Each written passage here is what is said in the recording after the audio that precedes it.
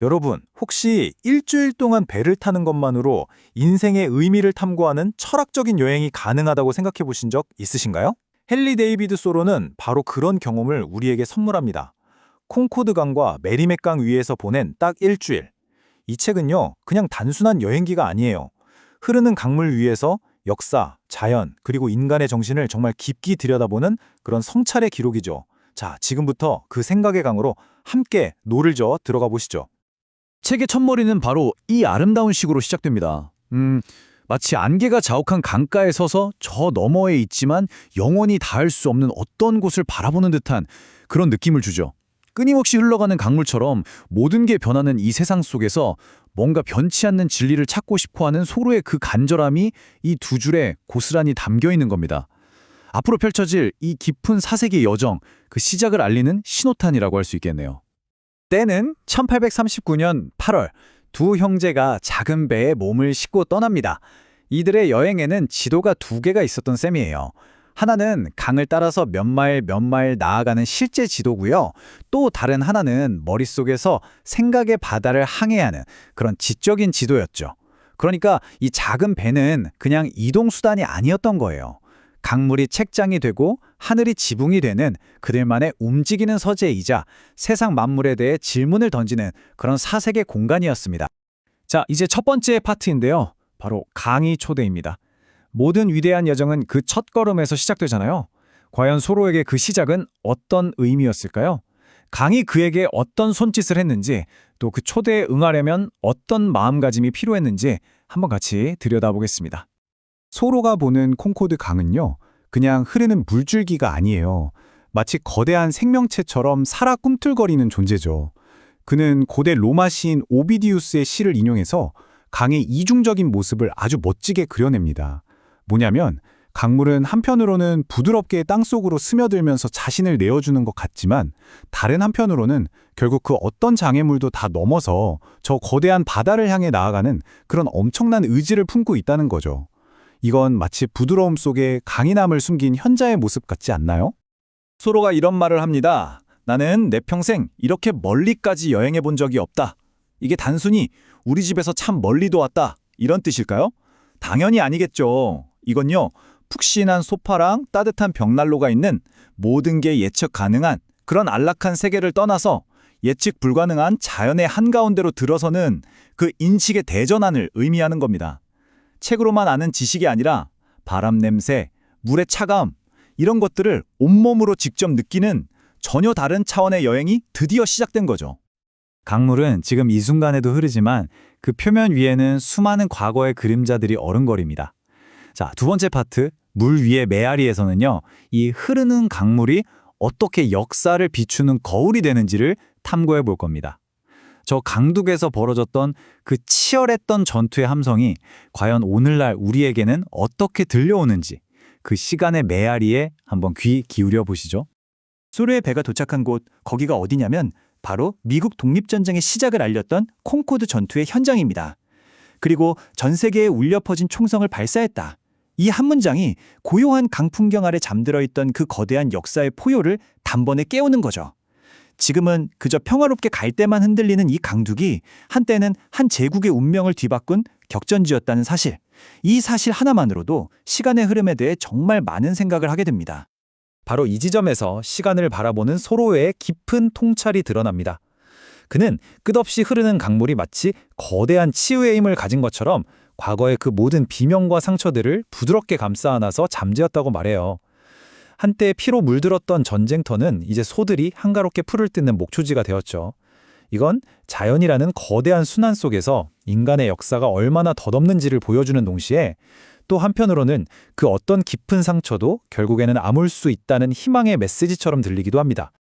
시간이 바로 강물인 거예요. 모든 걸 허물어뜨리는 거대한 강물. 우리 인간이 아무리 견고한 다리를 세우고 위대한 기념비를 만들어도 시간이라는 이 거대한 물줄기는 쉬지 않고 그 기반을 갉아먹고 결국 모든 것을 망각이라는 깊고 어두운 바다로 쓸어가 버립니다. 우리 인간의 역사는 그저 유한한 파편처럼 떠내려갈 뿐이지만 시간이라는 강의 흐름 자체는 영원히 계속되는 거죠. 정말 장엄하면서도 한편으로는 서글픈 진실을 담고 있는 이미지입니다. 자, 이렇게 거대한 역사 이야기에서 이제 소로는 시선을 좀 바꿔요. 어디로?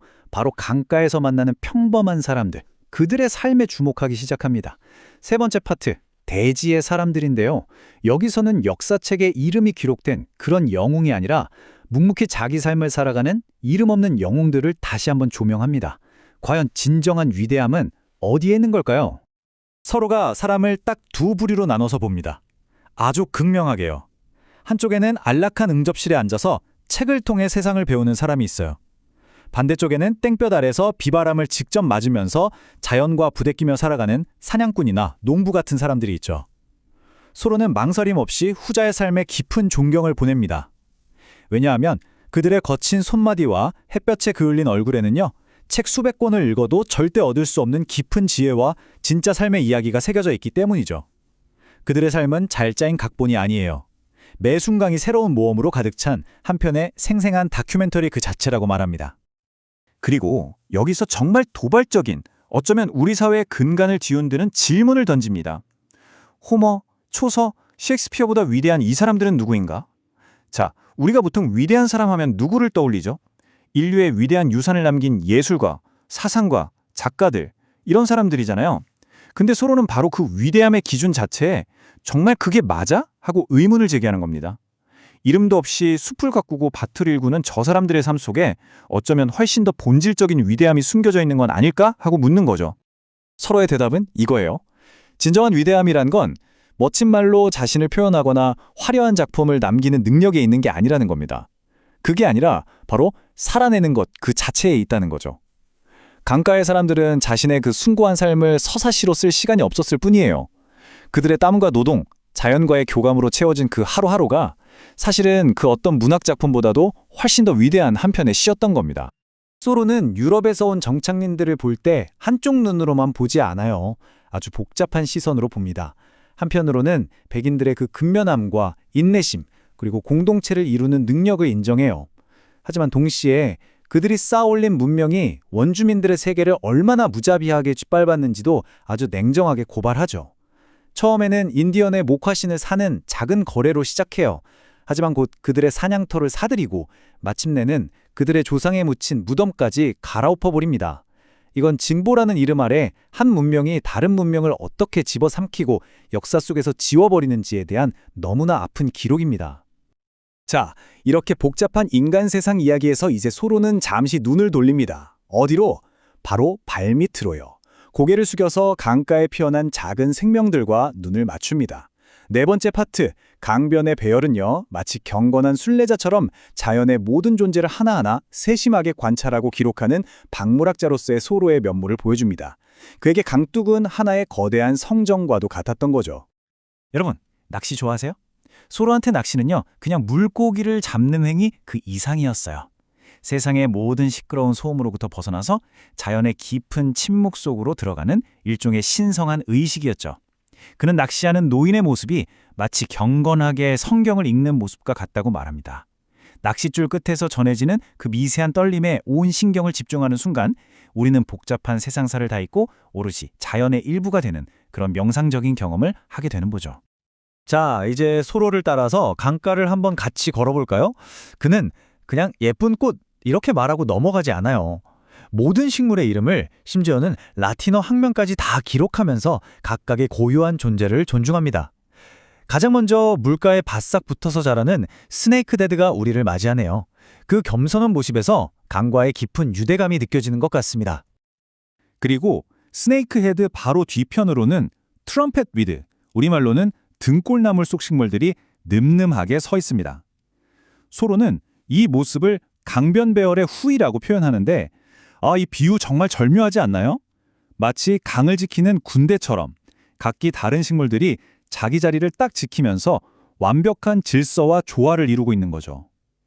이 작은 식물 군락에서 소로는 자연이라는 거대한 오케스트라의 정교한 편곡을 발견하는 겁니다. 그 옆에 있는 초원에는 밝은 푸른색의 비누풀, 용담꽃들이 여기저기 흩뿌려져 있고요. 소로의 섬세한 묘사를 따라가다 보면 정말 우리 눈앞에 푸른 물감을 흩뿌려 놓은 것 같은 아름다운 초원 풍경이 펼쳐지는 듯합니다. 이 아름다운 자연의 목록, 그 마지막은 붉은 카디날 플라워가 장식합니다. 소로는 이 꽃이 마치 거울처럼 맑은 수면에 비친 자기 모습을 아주 자랑스럽게 내려다보고 있다고 표현해요. 누구한테 보여주려고 뽐내는 게 아니라 그냥 있는 그대로의 자기 자신을 긍정하는 듯한 이 모습에서 우리는 자연이 가진 고요하면서도 당당한 자존감을 엿볼 수 있습니다. 서로의 몸은 콩코드 강을 따라 흐르지만 그의 생각은 시간과 공간을 막 넘나들어요. 전 세계의 위대한 지혜와 만나죠. 자, 마지막 파트입니다. 고대의 목소리, 새로운 해안. 뉴잉글랜드의 이 작은 강변이 어떻게 그리스 신화, 기독교, 힌두 철학이 한데 만나는 거대한 사상의 광장이 되는지 한번 살펴보겠습니다. 소로는 마치 자기 배에 전 세계의 경전들을 다 싣고 여행하는 것 같아요. 미국의 숲속을 걸으면서 그리스 신화에 나오는 숲과 목축의 신, 판의 피리 소리를 듣고요. 인간적인 고뇌로 가득한 기독교의 가르침에 대해서는 한 걸음 떨어져서 객관적으로 바라봅니다. 그리고 저 멀리 인도의 힌두 경전 바가바드 기타에서는 깊고 무한한 지혜를 발견하고 감탄하죠. 여기서 중요한 건 그가 어느 하나의 사상에 맹목적으로 빠지지 않고 아주 열린 마음으로 모든 지혜의 샘에서 물을 길어 올리려고 했다는 점입니다. 이 말이 정말 의미심장한데요. 모든 종류의 교리나 편견에 대한 서로의 강력한 경고라고 할 수 있어요. 어떤 가르침을 기독교라는 특정 종교의 틀 안에 가둬버리는 순간 우리는 그 본질적인 아름다움을 놓치게 된다는 거죠.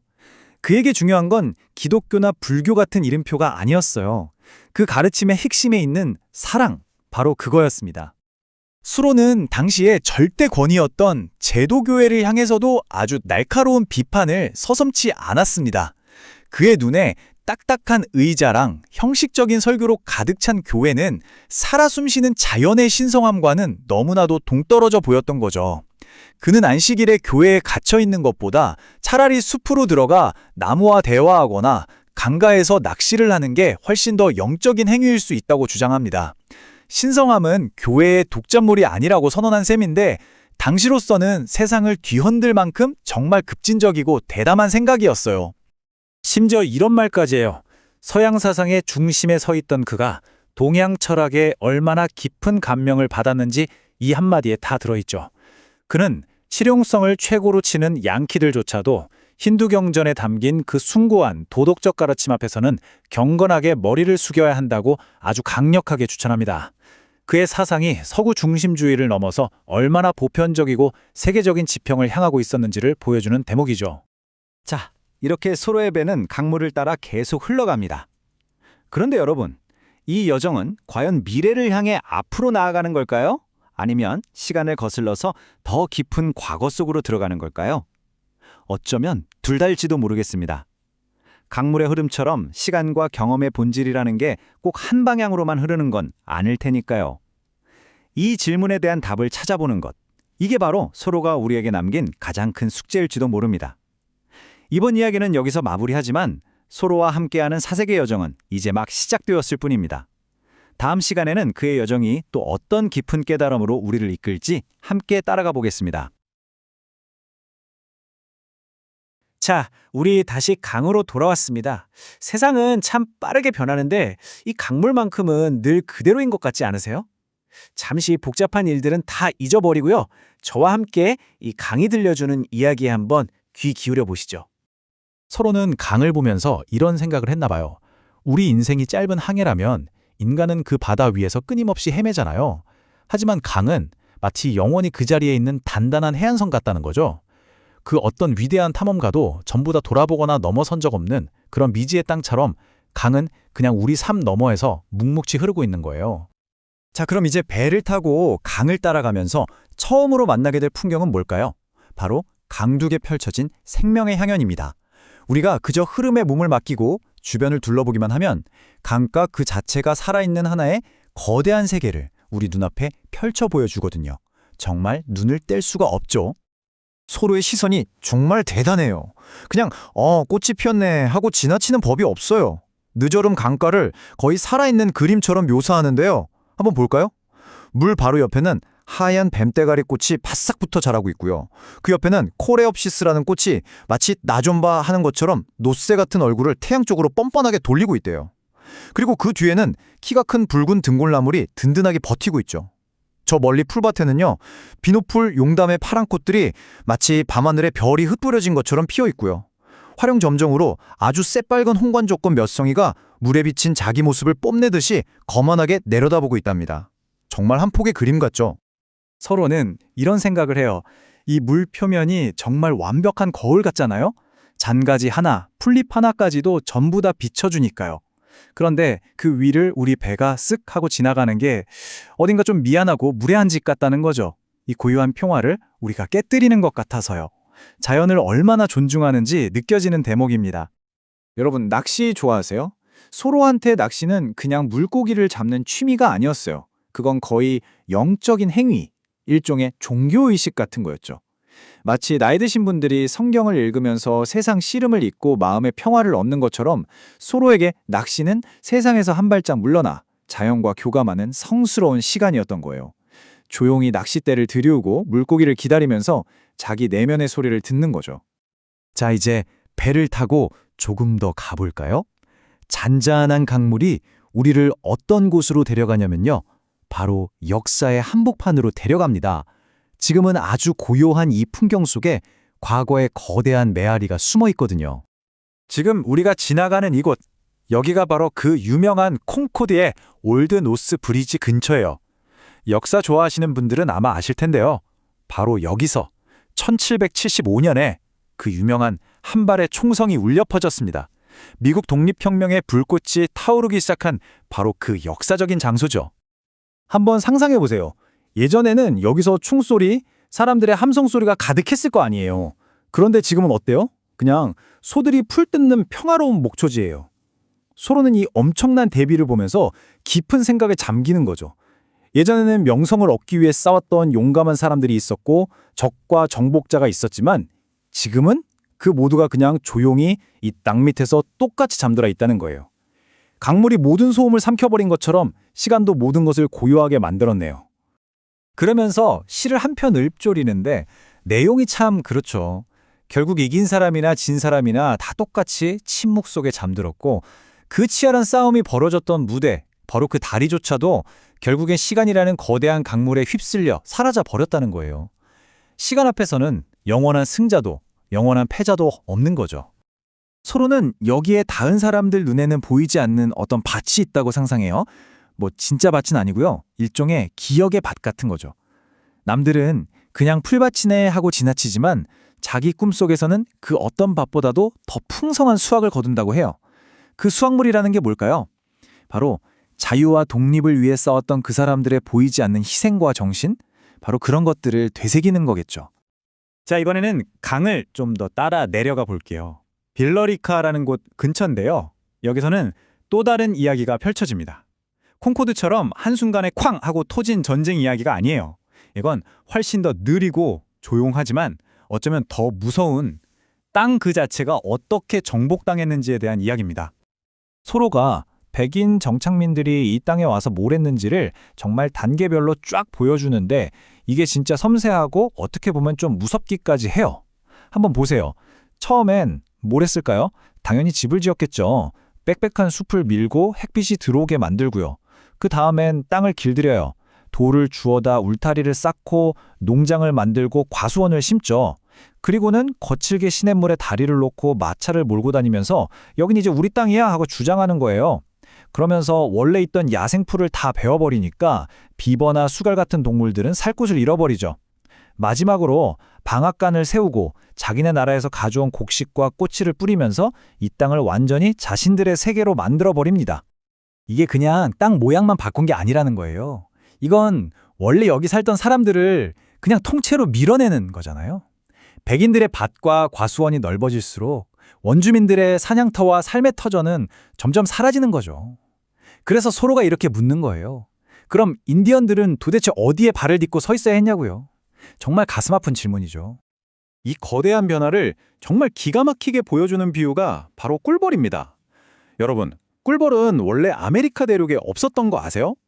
유럽 사람들이 배에 싣고 온 외래종이에요. 소로는 이 꿀벌이 마치 앞으로 닥쳐올 거대한 변화의 신호탄 같다고 봤어요. 부지런히 날아다니는 이 꿀벌이 장차 이 땅의 토종 들꽃 같은 원주민 문화를 뿌리째 뽑아버릴 부지런한 부족, 즉 백인들의 도착을 알리는 선구자라는 거죠. 정말 소름 돋는 비유 아닌가요? 서로가 이 두 민족을 정말 극명하게 비교하는데요. 한쪽은 백인이죠. 새벽처럼 창백하고 생각의 짐을 지고 있는 사람들이에요. 모든 걸 추측하기보다 계산하고 공동체를 이루어 권위에 복종하죠. 그리고 아주 오래가는 튼튼한 집을 짓습니다. 반대편에는 붉은 인간, 즉 인디언이 있어요. 이들은 어땠을까요? 자연과 하나 되어 살았죠. 위그웸이라는 움집에서 살고 들꽃과 함께요. 하지만 결국 어떻게 됐나요? 그들의 사냥터는 헐값에 팔리고 나중에는 그들이 묻힌 무덤 위로 쟁기질이 지나가면서 뼈가 파헤쳐지는 그런 기억으로만 남게 됩니다. 한쪽은 기록하고 남기는데 다른 한쪽은 지워지는 거죠. 이건 단순한 문화 차이가 아니라 한쪽이 다른 쪽을 어떻게 지워나갔는지에 대한 비극적인 기록입니다. 이런 거대한 변화 속에서 한 개인은 어떤 선택을 했을까요? 워날란셋이라는 인디언 추장 이야기가 나오는데 정말 상징적이에요. 이 사람이 자신의 처지를 두 개의 카누에 비유하거든요. 낡은 카누는 자기가 평생 살아온 조상들의 방식이고요. 새로운 카누는 백인들이 가져온 기독교와 새로운 삶의 방식이에요. 이제 둘 중 하나를 타야만 하는 기로에 선 거죠. 결국 그가 이런 말을 합니다. 나는 당신들의 조언에 나 자신을 맡기고 새로운 카누에 올라타며 이제부터는 하느님께 기도할 것을 약속합니다. 이 말이 참 그렇죠. 어쩔 수 없는 시대의 흐름 앞에서 살아남기 위한 필사적인 선택이었겠지만 그 안에는 얼마나 많은 고뇌와 슬픔이 담겨 있었을까요? 이건 한 개인의 항복인 동시에 거대한 역사의 파도에 휩쓸려가는 한 문화의 비극을 보여주는 순간이었습니다. 자, 이제 시선을 좀 돌려볼게요. 지금까지는 전쟁, 정복 같은 좀 거대한 역사를 봤잖아요. 그런데 서로는 이런 거창한 이야기 말고 역사책에 이름 한 줄 남기지 못하고 살아가는 평범한 사람들한테서 진짜 위대함을 발견합니다. 서로는 우리에게 이렇게 말해요. 여러분은 아마 이름도 얼굴도 전혀 모르는 사람들을 보게 될 거라고요. 뭐랄까, 도시의 응접실에 앉아서 점잖게 차 마시는 사람들이 아니라 진짜 땅을 밟고 숲에서 살아가는 사람들이죠. 사냥꾼, 나무꾼, 농부 같은. 역사에는 기록되지 않지만 서로의 눈에는 이들이야말로 이 땅의 진짜 주인처럼 보였던 겁니다. 이 사람들, 어떤 사람들이냐면요. 일단 거칠고 강인하죠. 책상머리에서 배운 지식이 아니라 햇볕과 비바람을 맞으며 온몸으로 부딪혀서 얻은 경험과 지혜가 있는 사람들이에요. 오리 사냥총 메고 풀밭을 헤치고 다니고 깊은 숲에 혼자 들어가서 나무를 베고요. 이 사람들하고 얘기 한번 해보면 진짜 밤새도록 들어도 모자랄 만큼 신기하고 재밌는 모험담이 쏟아져 나온대요. 마치 속이 꽉 찬 알밤처럼요. 이 사람들은 1775년 독립전쟁이나 1812년 전쟁 같은 특별한 때만 밖에 나갔던 게 아니에요. 평생을 매일매일을 자연 속에서 보낸 사람들이죠. 그래서 소로가 뭐라고까지 하냐면요. 이 사람들이 호머나 셰익스피어보다 더 위대하다는 거예요. 와, 엄청난 평가죠? 왜 그렇게 생각했을까요? 이유는 간단합니다. 호머나 셰익스피어는 삶에 대한 글을 썼지만 이 사람들은 삶 자체를 온몸으로 살아냈다는 거죠. 그들의 삶 자체가 한편의 장엄한 서사시인데 그냥 그걸 글로 써서 남길 시간이 없었을 뿐이라는 거예요. 행동으로 시를 쓴 사람들이었던 거죠. 자, 이렇게 깊은 생각에 잠겨 있다 보니 어느새 해가 저물고 강 위로 새로운 아침이 밝아옵니다. 이제 우리 여정에 또 다른 막이 오르네요. 책에서도 이제 월요일 장이 시작되는데요. 시작부터 이런 멋진 구절이 나와요. 나는 또한 만져보려 하노라 매일 새로워지는 세상을 내가 할 수 있는 한 내가 할 수 있는 대로. 어제까지의 과거에 대한 생각에만 머물지 않겠다는 거죠. 매일매일 새롭게 태어나는 이 세상을 온몸으로 느끼고 경험하겠다는 그런 아주 적극적인 다짐처럼 들리지 않으세요? 첫 새벽빛이 비치고 떡갈나무 잎사귀 사이로 바람이 스치는 소리가 들려옵니다. 이제 새로운 하루, 새로운 여정이 시작된 거죠. 과연 이 강물은 우리의 생각을 또 어디로 데려가서 어떤 새로운 발견들을 하게 만들까요? 그 다음 이야기는 저와 함께 다음 여정에서 계속 따라가 보시죠. 자, 우리 헨리 데이비드 소로와 함께 콩코드 강을 따라 한번 거슬러 올라가 볼까요? 이 여정은요, 그냥 배 타고 경치 구경하는 게 아니에요. 강을 따라 눈앞에 펼쳐지던 풍경이 어느 순간 단순한 자연을 넘어서 역사와 생각의 풍경으로 바뀌기 시작하거든요. 바로 그 순간 소로는 깨닫습니다. 아, 내가 지금 시간의 강을 거슬러 올라가고 있구나. 물리적으로 멀어지니까 비로소 자기만의 목소리, 자기만의 노래를 부를 수 있게 된 거죠. 이게 바로 소로의 위대한 정신적 탐험이 시작되는 지점입니다. 이번 여행에서 소로는 강둑에 새겨진 아주 깊고 겹겹이 쌓인 역사를 읽어냅니다. 특히 빌러리카라는 지역을 지나면서 말이죠. 그는 땅의 얼굴이 어떻게 변해왔는지, 또 하나의 문명이 어떻게 다른 문명을 밀어내고 새로운 질서를 세워왔는지를 똑똑히 목격해요. 강 자체는 말이 없지만 그 주변의 땅은 정말 수많은 이야기를 품고 있는 거죠. 소로의 눈에 비친 빌러리카는요, 마치 하나의 문명이 다른 문명 위에 겹쳐 써지는 거대한 현장 같았어요. 백인 정착민들이 이곳에 도착하자마자 제일 먼저 한 일이 뭐겠어요? 바로 야생을 길들이는 거였죠. 그들은 집을 짓고 빽빽한 숲을 베어내서 햇볕이 잘 드는 농장을 만들어요. 근데 여기서 중요한 건 그들의 방식입니다. 그냥 먹고 살기 위해 땅을 이용하는 걸 넘어서 자신들의 세계관을 이 땅에 그대로 각인시켜버려요. 오래된 돌들을 주워다가 경계를 나누는 돌담을 쌓고요. 저 멀리 고향 영국에서 가져온 사과나무 묘목을 심습니다. 이건 그냥 땅을 개간하는 게 아니에요. 야생의 땅을 자신들에게 익숙한 영국의 풍경으로 완전히 뜯어고치는 일종의 문명적 정복 과정이었던 겁니다. 정착민들이 남긴 흔적은 땅 곳곳에 정말 깊게 새겨졌습니다. 야생의 상징이었던 거대한 소나무들은 그들의 집과 울타리가 되기 위해 베어졌고 그 자리에는 아주 질서정연한 과수원이 들어섰죠. 거친 강물 위에는 다리가 놓여서 자연의 흐름을 통제하기 시작했고 낯을 가는 그 날카로운 소리는 수천 년간 이 땅의 주인이었던 곰과 사슴을 더 깊은 숲속으로 쫓아내버렸습니다. 심지어 그들은 영국의 곡물뿐만 아니라 자기들 고향에서 흔히 보던 민들레나 엉겅퀴 같은 잡초 씨앗까지 무심코 가져왔어요. 결국 이 땅은 원래의 모습을 완전히 잃고 마치 정착민들의 고향을 그대로 복사해서 붙여넣기 한 듯한 새로운 생태계로 바뀌어버린 거죠. 바로 여기서 소로가 정말 날카로운 질문 하나를 던집니다. 이 모든 변화, 이 모든 진보와 개척이라는 말 뒤에는 과연 무엇이 있었을까요? 하나의 문명이 땅을 자신의 모습으로 완전히 바꿔버리는 그 과정에서 원래 그곳의 주인이었던 아메리카 원주민들은 그들은 과연 어디에 발을 디뎌야 했을까요? 새로운 질서가 세워지는 그 땅은 결국 누군가에게는 빼앗긴 땅이었던 겁니다. 소로는 이 두 문명을 아주 날카롭게 대비시킵니다. 한쪽의 백인은 어때요? 계산적이고 공동체 안에서 강하고 끊임없이 노동하는 존재죠. 미래를 위해서 현재를 희생하고 땅을 소유하고 변형시켜야 할 대상으로 봅니다. 반면에 붉은 인간은요, 자연의 일부로 살아가던 사람이죠. 그의 사냥터는 어느새 팔아치워야 할 상품이 되고 결국에는 자신이 죽어서 묻힌 자리마저 쟁기질에 파헤쳐지는 존재로 그려집니다. 체계적으로 땅을 정복하는 자와 그 땅에서 서서히 지워지는 자, 이 강렬한 대조가 이 이야기의 깊은 비극성을 그대로 보여주고 있어요. 이 문장은 두 문화의 만남이 얼마나 비극적이고 또 얼마나 철저히 거래적이었는지를 한 번에 보여줍니다.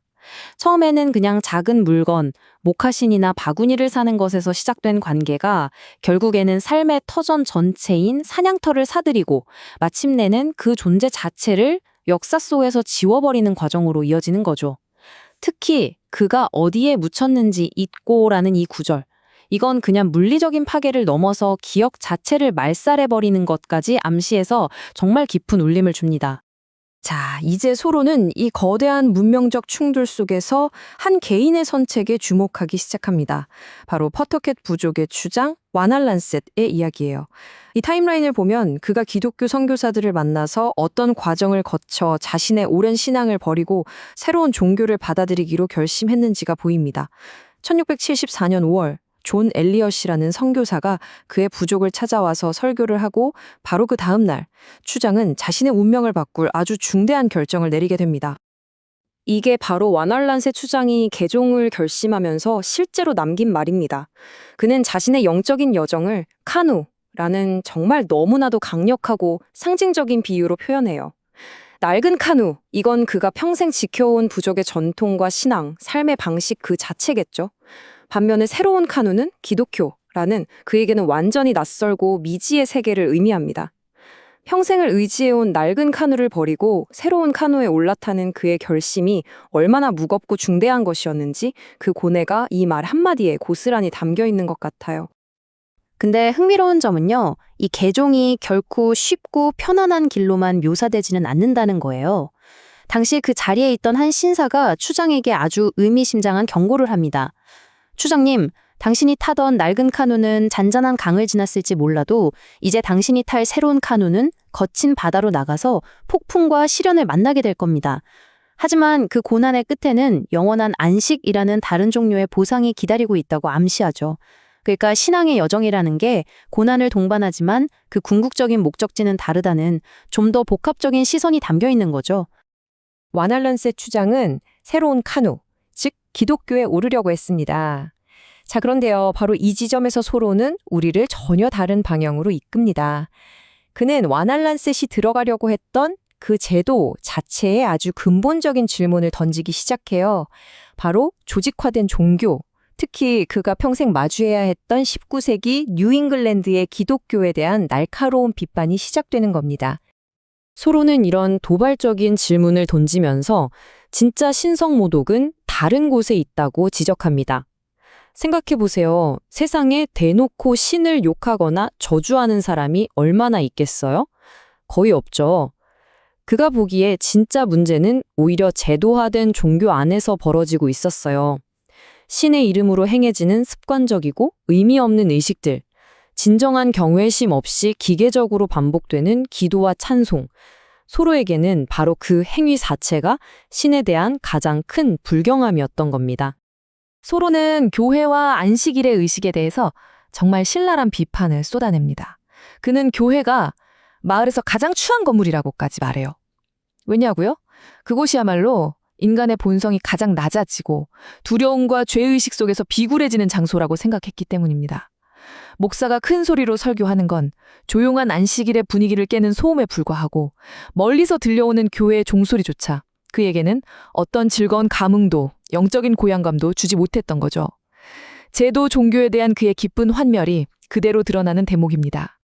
소로가 직접 겪었던 개인적인 일화는 당시 종교가 얼마나 경직된 미신에 빠져 있었는지를 잘 보여줘요.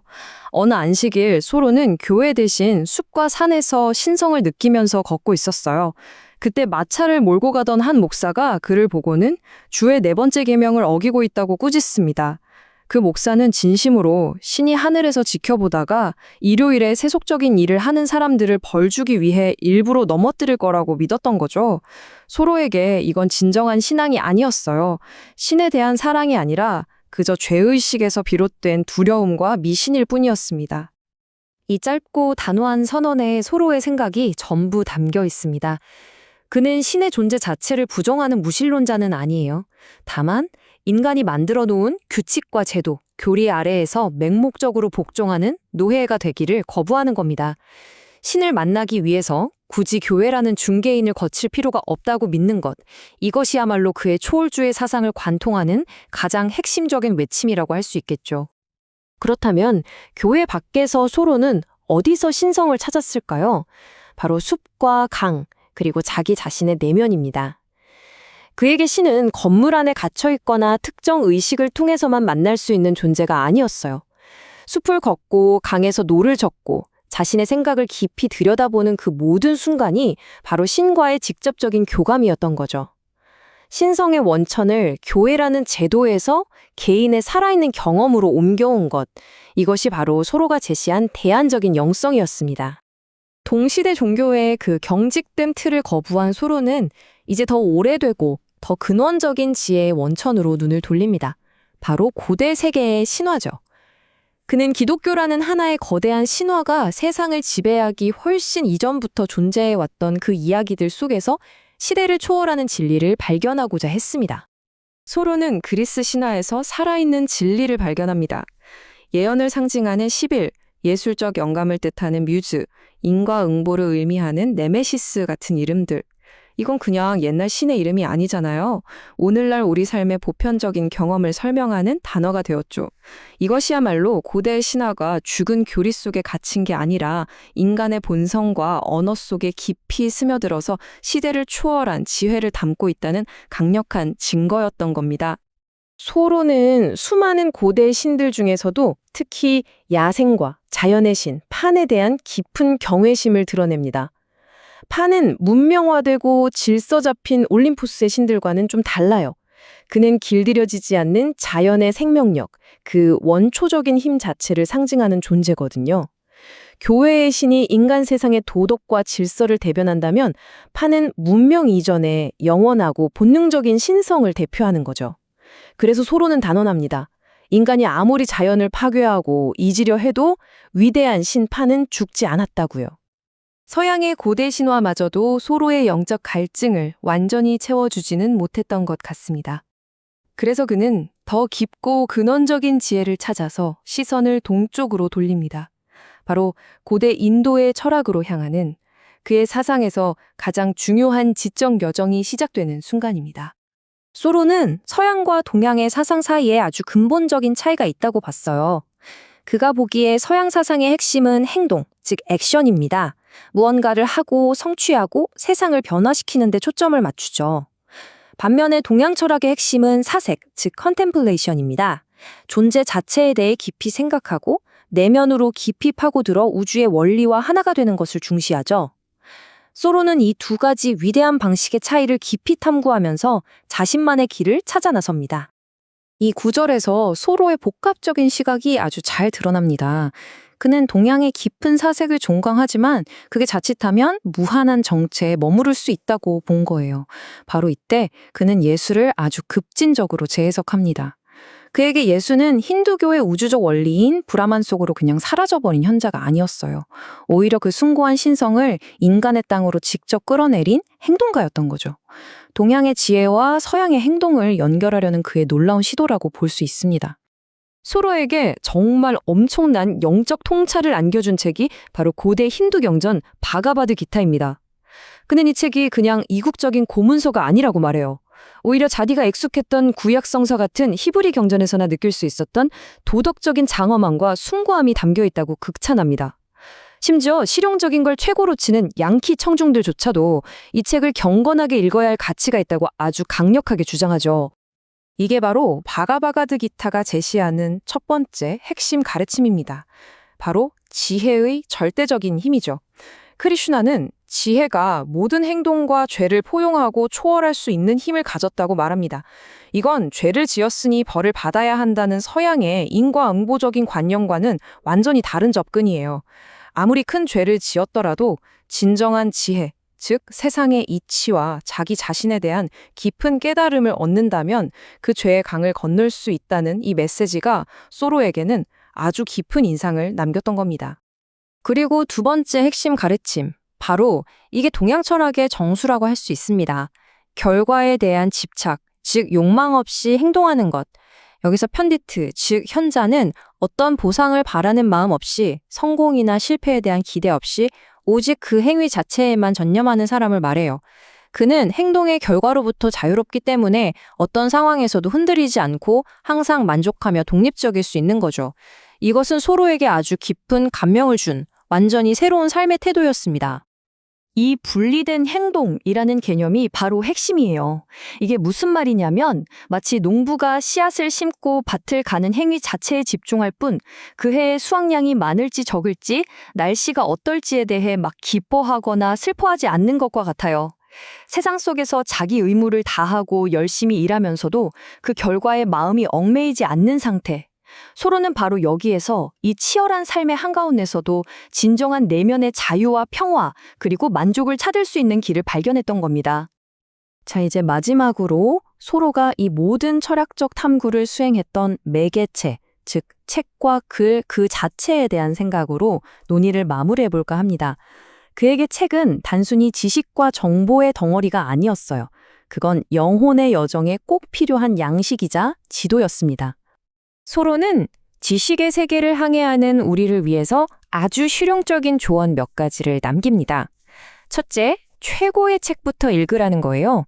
인생은 유한하니까 어중간한 책들로 시간을 낭비하다가는 정작 위대한 책을 읽을 기회를 영영 놓칠 수 있다는 거죠. 둘째, 그냥 지식이 많은 학문적인 책이 아니라 진실하고 인간적인 책, 저자의 삶과 고뇌가 녹아있는 책을 찾으라고 말합니다. 그리고 마지막으로 가장 중요한 건 아무리 위대한 책이나 성스러운 경전이라 할지라도 그걸 맹목적으로 받아들이지 말고 자신의 이성과 경험에 비추어서 비판적으로 생각하라는 겁니다. 소로는 책의 역할을 카라반사라이, 그러니까 사막의 상인들이 머물다 가는 여관에 비유합니다. 이 비유 정말 아름답고 깊이가 있지 않나요? 사람들은 성경이나 불경 같은 위대한 경전이 진리의 최종 목적지라고 믿지만 사실 그건 영원한 영혼의 여정 가운데 잠시 머물면서 재충전하고 다음 목적지로 나아갈 힘과 지혜를 얻는 중간 기착지라는 거예요.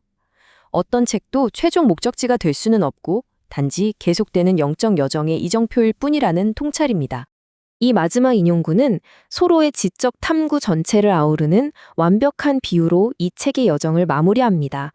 그가 평생 추구했던 진리란 안전한 항구의 서재에서 쓰인 이론적인 항해술이 아니었어요.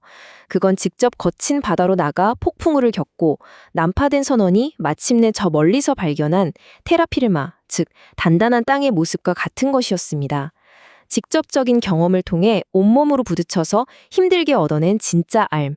이게 바로 소로가 평생을 바쳐 추구했던 것이죠. 그리고 그는 이 설명을 통해 우리에게 묻고 있습니다. 여러분이 발견하고자 하는 단단한 땅은 과연 무엇입니까?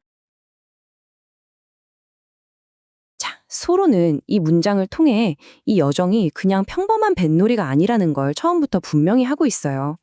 강 위에서 시간을 보내면서 이들은 그냥 눈앞의 풍경만 보는 게 아니라 그 너머를 보기 시작했다는 거죠. 그러니까 눈앞의 강과 숲에서 한 걸음 물러나 마치 역사가가 과거를 보듯 사색하기 시작했다는 겁니다. 여행은 이제 물리적인 이동을 넘어서 역사와 사상, 그리고 자기 자신의 내면으로 들어가는 깊은 탐험이 되는 순간입니다. 그 깊은 탐험의 첫 번째 주제는 바로 이겁니다. 문명과 황무지. 소로는 강을 따라 내려가면서 유럽 정착민들이 이 땅에 들어와서 만들어낸 변화들, 그리고 그 과정에서 원래의 자연과 원주민들에게 어떤 영향을 미쳤는지를 아주 날카롭게 관찰합니다. 이건 단순히 집 몇 채 짓고 밭을 가는 수준의 변화가 아니었어요. 말 그대로 완전히 다른 두 개의 세계관이 강둑에서 정면으로 부딪히는 그런 거대한 충돌의 현장이었던 거죠. 처음 소로의 눈에 들어온 빌러리카라는 마룰의 풍경은 겉보기엔 정말 평화롭습니다. 한번 상상해 보세요. 부드럽게 잘 가꾸어진 들판이 펼쳐져 있고 저 멀리 나무들 사이로는 교회 첨탑이 뾰족하게 솟아있죠. 강가까지는 과일나무들이 자연스럽게 자라있고요. 마치 영국의 어느 시골 마을을 그대로 옮겨놓은 듯한 아주 고요하고 문명화된 풍경입니다. 하지만 바로 이 평온해 보이는 장면이 앞으로 펼쳐질 문명과 황무지 사이의 긴장감 넘치는 이야기의 시작점이 됩니다. 자, 이 부분을 한번 보세요. 소로가 유럽 정착민, 즉 백인과 아메리카 원주민을 어떻게 바라보고 있는지가 정말 극명하게 드러납니다. 그는 백인을 생각의 짐을 짊어진, 그러니까 항상 무언가를 계획하고 계산하는 존재로 묘사해요. 공동체 안에서 규칙을 따르고 사냥 같은 것보다는 땀 흘려 노동하는 걸 중요하게 생각하죠. 그리고 그 결과물로 아주 견고하고 오래가는 집을 짓습니다. 반면에 원주민은 어떤가요? 자연과 하나가 되어서 땅의 계절과 리듬에 맞춰 살아가는 사냥꾼으로 그려지죠. 그들에게 땅은 소유하는 게 아니라 삶의 터전 그 자체였습니다. 하지만 결국 어떻게 됐나요? 계산에 능한 백인은 그들의 사냥터를 사들였고 나중에는 그들이 어디에 묻혔는지조차 기억하지 못한 채 그 무덤 위를 쟁기질하고 맙니다.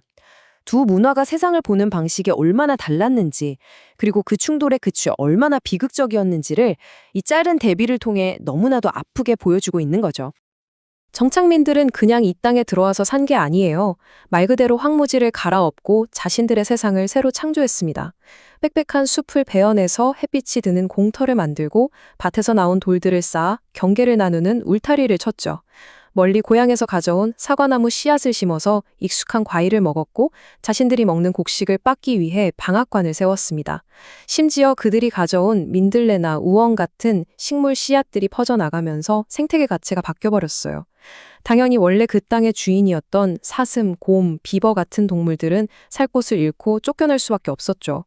모든 것이 백인들의 문명을 위해 그들의 방식대로 철저하게 재편성된 겁니다. 이 비유는 정말 소름이 돋을 정도로 강력합니다. 소로는 꿀벌을 유럽 정착민들의 선구자라고 말해요. 사실 꿀벌은 유럽에서 들어온 외래종이었거든요. 마치 이 낯선 꿀벌들이 먼저 날아와서 윙윙거리는 소리로 앞으로 닥쳐올 거대한 변화를 예고하는 것처럼 곧이어 도착할 부지런한 정착민들이 이 땅의 원주민 문화, 즉 들꽃을 뿌리째 뽑아버릴 운명이라는 걸 암시하는 거죠. 이 구절은 문명의 확장이란 것이 누군가에게는 발전이었겠지만 다른 누군가에게는 삶의 터전과 존재 자체가 송두리째 사라지는 끔찍한 비극이었음을 아주 시적인 동시에 예언처럼 보여주고 있습니다. 자, 이렇게 풍경은 정착민들에 의해 완전히 바뀌었지만 그게 다가 아니었어요. 소로는 강둑 곳곳에 마치 유령처럼 떠도는 오래된 이야기들, 즉 이 땅에 새겨준 기억들로 시선을 옮깁니다. 그는 과거의 사건들이 그냥 사라져버리는 게 아니라 풍경 속에 사람들 이야기 속에 메아리처럼 남아 현재에 계속해서 영향을 미치고 있다는 것을 보여주려고 합니다. 소로가 인용한 이 시는 콩코드 지역, 바로 그가 살고 있는 땅에 대한 깊은 자부심을 보여줍니다. 벙커힐, 렉싱턴, 콩코드 전투, 이건 그냥 미국 역사의 한 페이지가 아니라 바로 이 강과 언덕에서 벌어졌던 살아있는 역사잖아요. 미국의 독립과 혁명 정신이라는 위대한 이야기가 저 멀리 유럽의 어느 멋진 강가에서 벌어진 게 아니라 바로 우리가 지금 여행하고 있는 이 평범한 시냇가 옆에 서 있다는 겁니다. 역사는 추상적인 것이 아니라 바로 이 땅에 발딛고 있다는 거 강하게 일깨워주는 거죠. 하지만 이 땅에 새겨진 역사가 그렇게 영광스럽고 자랑스러운 이야기만 있는 건 아니었습니다. 소로는 아주 어둡고 끔찍한 실화 하나를 끄집어냅니다. 바로 1600년대 후반 정착민과 원주민 사이에 끔찍한 전쟁이 벌어졌던 필립 왕 전쟁 시기의 한 여성 해나 더스튼의 이야기입니다. 이 이야기는 인디언에게 포로로 잡혔다가 탈출한 그녀의 이야기인데 개척시대의 삶이 얼마나 잔혹하고 비극적이었는지 그 현실을 아주 적나라하게 보여주는 사례라고 할 수 있습니다. 이 이야기는 정말 듣는 것만으로도 충격적입니다. 한번 상상해 보세요. 인디언들이 집을 습격해서 갓 태어난 아기를 눈앞에서 죽이고 해나 더스턴은 간호사와 함께 포로로 끌려갑니다. 그런데 끌려가던 중에 나중에 인디언 마을에 도착하면 벌거벗겨진 채 매를 맞으며 달려야 하는 끔찍한 형벌을 당할 거란 얘기를 듣게 되죠. 그 말을 들은 그녀는 탈출을 결심합니다. 그리고는 함께 잡혀있던 어린 소년에게 인디언들한테 슬쩍 물어서 사람을 가장 효과적으로 죽이는 방법이랑 머리가죽 벗기는 법을 배워오라고 시켜요. 그리고 어느 날 새벽 잠든 인디언 가족을 토마호크로 무참히 살해합니다. 심지어 자신이 한 일을 증명하고 포상금을 받기 위해 죽은 사람들의 머리가죽까지 벗겨서 돌아오죠. 그리고 실제로 의회로부터 50파운드라는 거액의 포상금을 받습니다. 이 이야기는 당시 생존이라는 것이 얼마나 잔인했는지, 그리고 영혼과 악인의 경계가 얼마나 모호할 수 있는지를 극명하게 보여줍니다. 소로는 이 이야기를 통해 강둑에 스며있는 피비린내 나는 역사를 외면하지 않고 독자들에게 그대로 전달하는 겁니다. 이렇게 강둑에 얽힌 피비린내 나는 역사와 문명의 충돌을 목격한 소로의 생각은 이제 자연스럽게 외부 세계에서 그의 깊은 내면 세계로, 그리고 영적인 문제로 향하게 됩니다. 그는 강 위에서의 고요한 사색을 통해 당대에 딱딱하게 굳어버린 종교, 즉 제도화된 종교에 대해 아주 근본적인 질문을 던지기 시작합니다. 이것이야말로 소로의 종교적 성찰을 이끌어가는 가장 핵심적인 질문이라고 할 수 있습니다. 과연 정해진 요일에 정해진 건물 안에 모여서 정해진 의식을 치르는 것만이 신을 만나는 유일한 방법일까? 그는 이렇게 묻고 있는 거죠. 이 질문 자체가 이미 관습적인 신앙에 대한 거부이자 자연 속에서 더 개인적이고 직접적인 영적 체험을 추구하려는 그의 태도를 아주 명확하게 보여줍니다.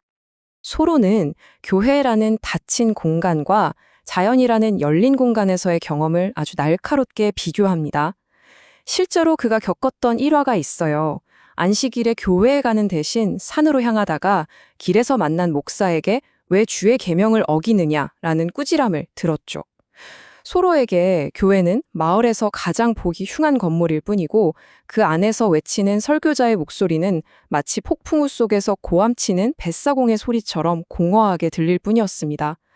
그에게 교회는 인간이 가장 비굴해지는 장소였어요. 그에 반해 산꼭대기는 어떤가요? 그곳은 온갖 미신과 형식에서 벗어나 조용히 생각하고 평온함 속에서 신과 직접 만날 수 있는 벽 없는 사원이었던 셈이죠. 그에게 신성함이란 특정 건물이나 형식에 갇혀 있는 게 아니었던 겁니다. 이 구절은 서로의 생각을 정말 명확하게 보여줍니다. 어떻게 보면 굉장히 도발적인 말이죠.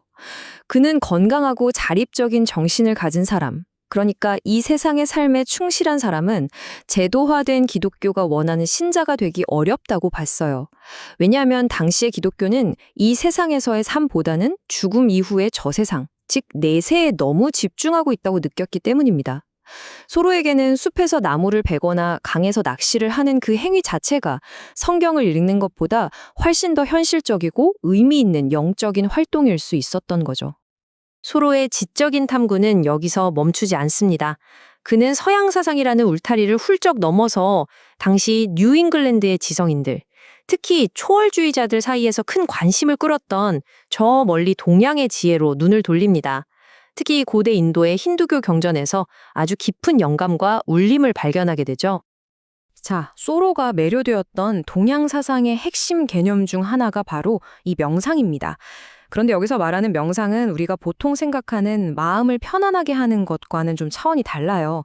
이건 힌두 철학에서 말하는 우주의 근본 실체, 즉 브라만과 내가 하나가 되기 위한 아주 고도의 영적인 훈련을 의미합니다.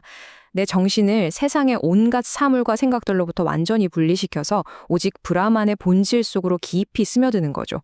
이 경지에 이르면 무한한 지혜를 얻기지만 동시에 세상의 모든 일로부터 초연해지기 때문에 무한한 정체의 상태에 이른다고 같습니다. 바로 이 역설적인 개념이 소로의 마음을 사로잡았던 겁니다. 서로가 직접 책에서 인용한 바가바바디 기타의 이 구절은 동양 사상이 지혜를 얼마나 궁극적인 가치로 여기는지를 아주 잘 보여줍니다. 서양 종교가 주로 믿음이나 선행을 통해 구원을 말하는 것과는 좀 다르죠. 여기서는 설령 세상에서 가장 큰 죄인이라 할지라도 궁극적인 지혜라는 배만 있다면 그 어떤 죄의 바다도 건널 수 있다고 말합니다. 이것은 행위나 믿음이 아니라 깨달음과 지혜야말로 모든 속박에서 벗어나는 길이라는 동양 철학의 핵심 사상을 그대로 보여주는 구절입니다. 소로는 동양과 서양의 영성을 이렇게 비교하고 분석합니다. 그는 어느 한쪽을 무조건적으로 편들지 않아요.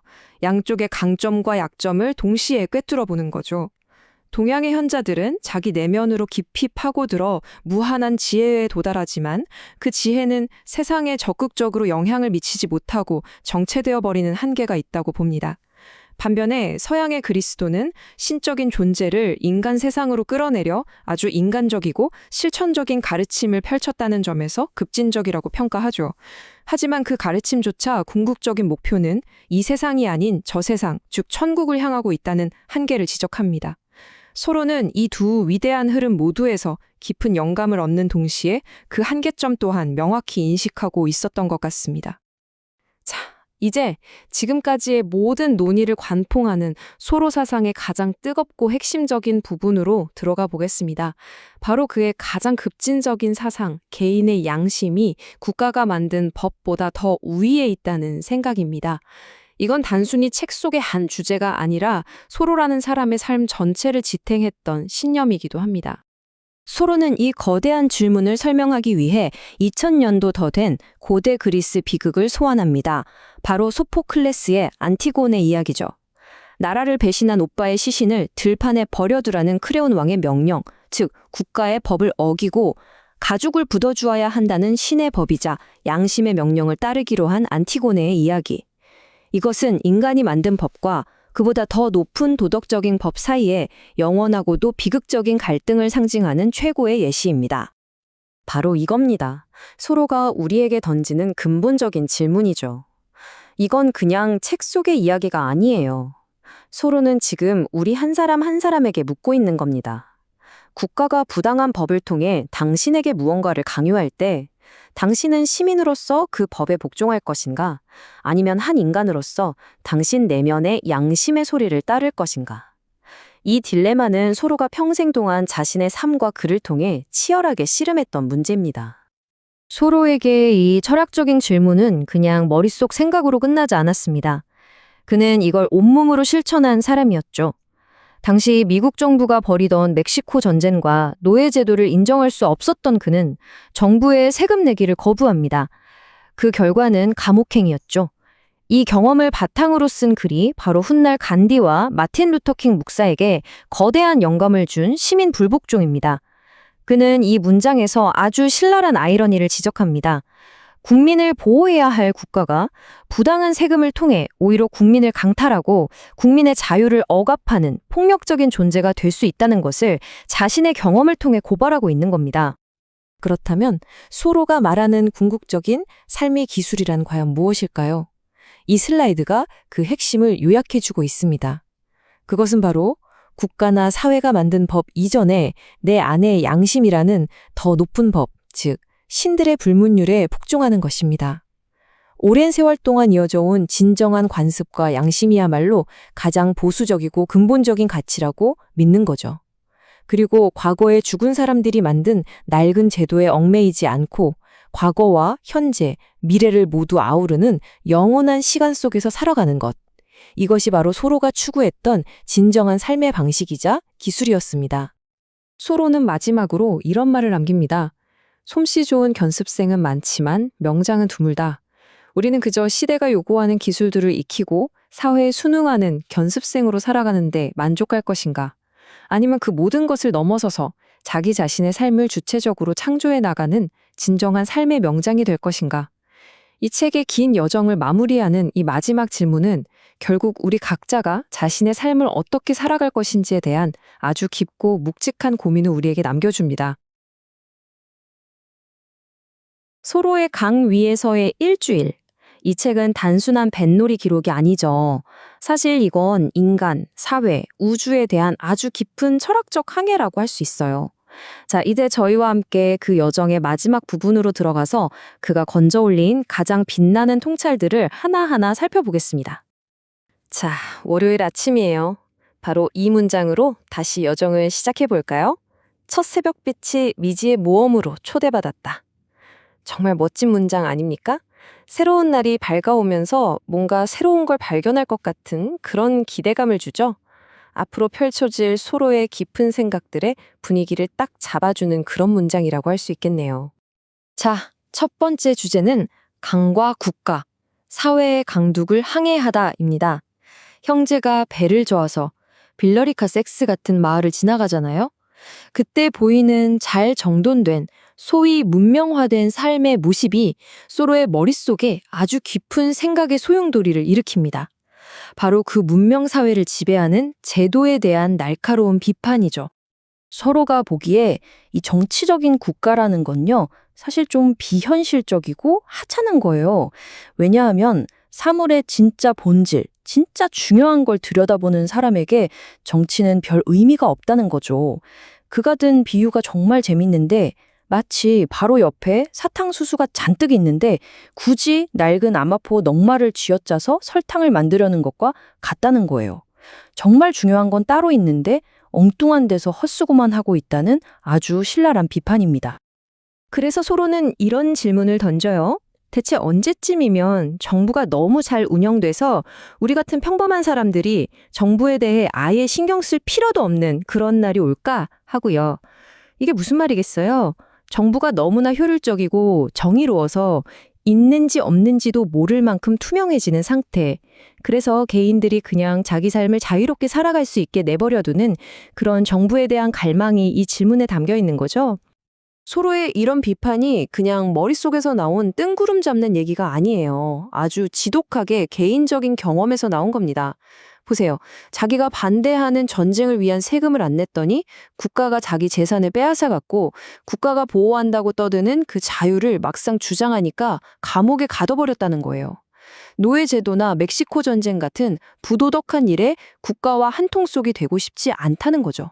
그래서 소로에게 국가는 자유로운 구성원을 짓밟는 괴물 같은 제도일 뿐인 겁니다.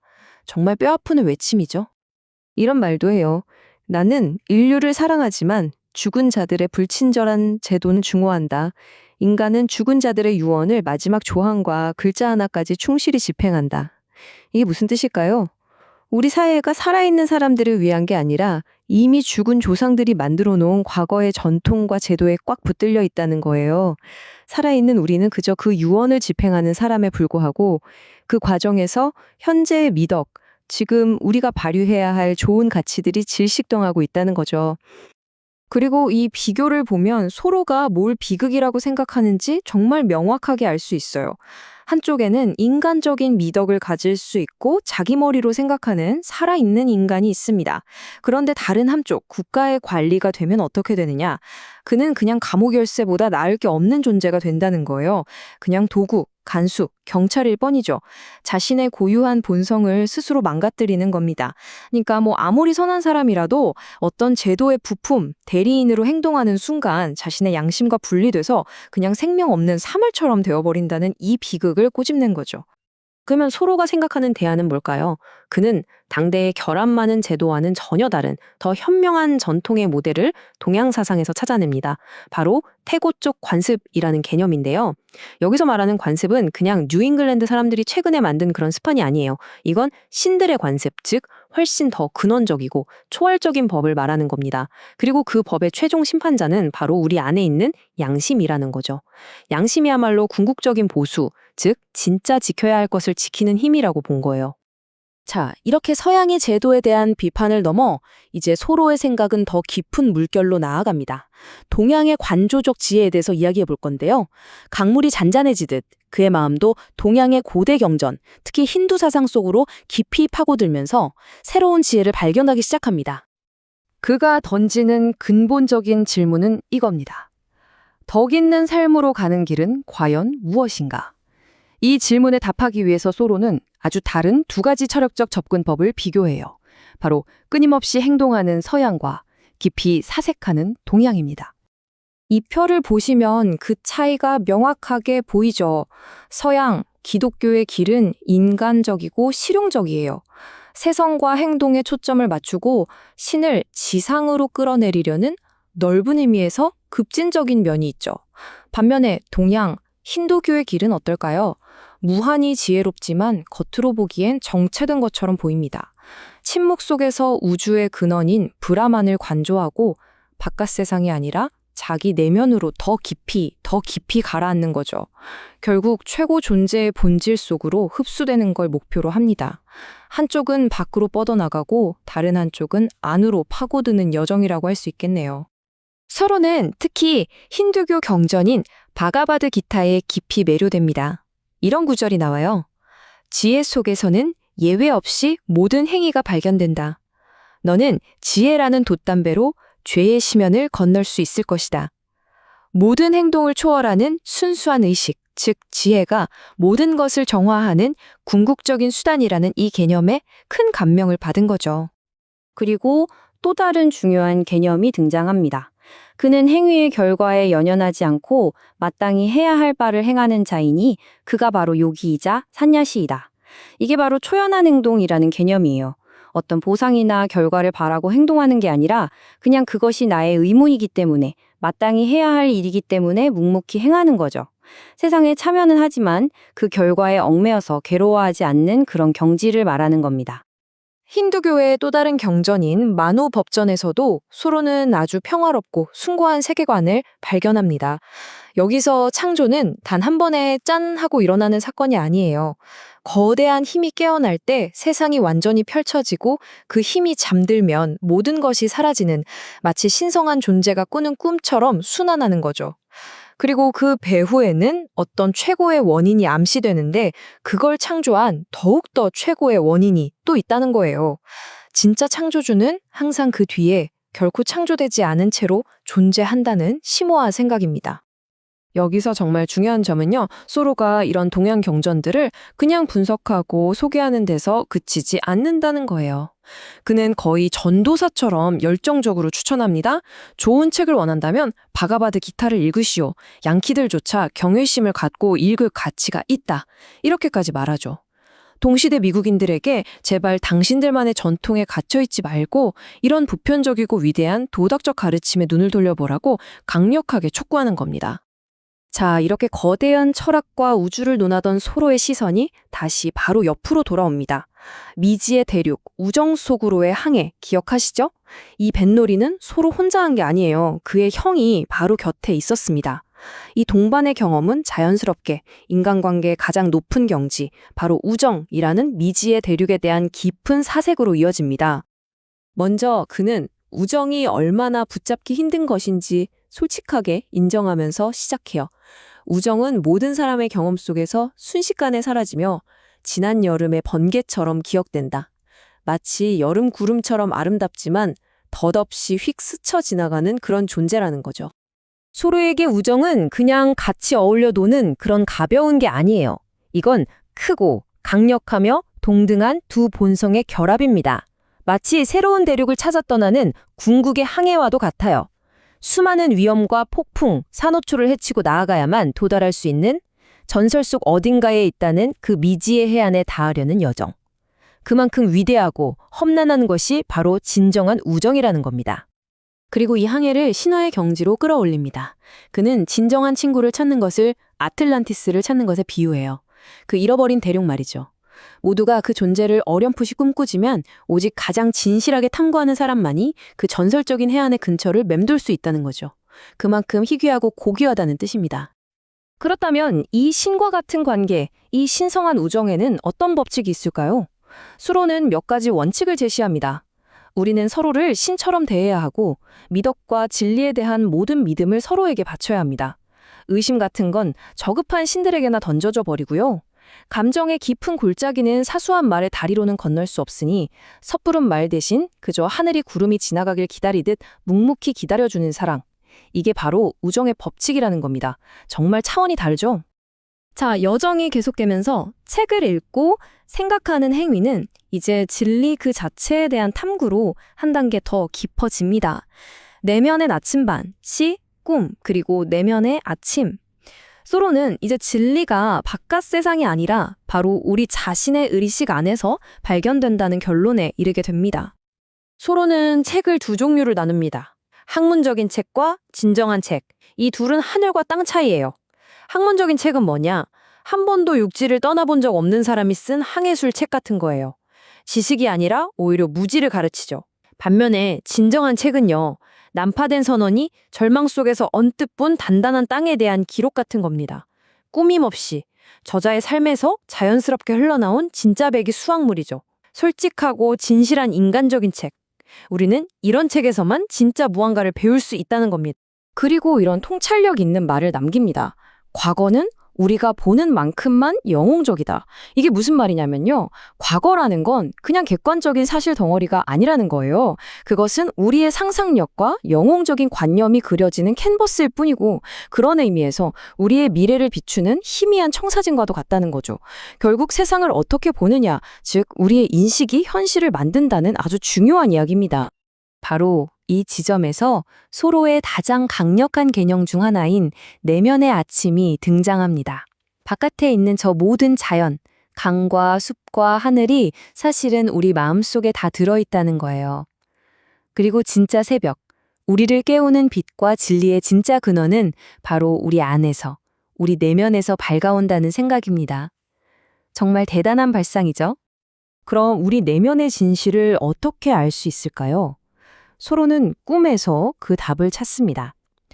꿈속에서 우리는 결코 자신을 속이거나 속지 않으며 이것은 최종 판결의 권위를 갖는 듯 했다. 꿈은 단순한 환상이 아니라는 거예요. 오히려 우리의 진짜 인격을 시험하는 시금석과 같다는 거죠.